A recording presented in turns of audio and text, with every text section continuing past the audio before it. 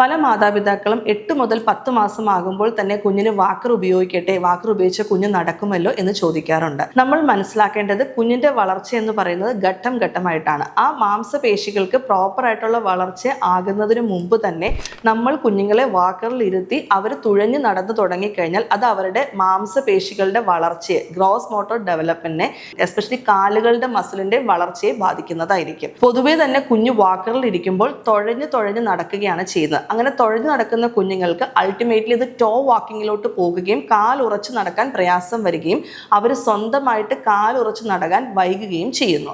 അതോടൊപ്പം തന്നെ നമ്മൾക്ക് ശ്രദ്ധിച്ചിട്ടുണ്ടാവും, വാക്കറിൽ നടക്കുന്ന കുഞ്ഞ് തുഴഞ്ഞ് സ്പീഡിലാണ് നടന്നു പോകുന്നത്. അപ്പോൾ ഈ സ്പീഡിൽ നടന്നു പോകുന്ന കുഞ്ഞുങ്ങൾ മറിഞ്ഞ് വീണ് തലകീഴായി വീണ് അപകടം വരാനുള്ള സാധ്യതയും, കുഞ്ഞ് ചെന്ന് ഇടിച്ച് കുഞ്ഞിന്റെ പുറത്തേക്ക് അപകടകരമായ സാധനങ്ങൾ വീഴുകയും കുഞ്ഞിന് അപകടങ്ങൾ വരാനുള്ള സാധ്യത ഭയങ്കര കൂടുതലാണ്.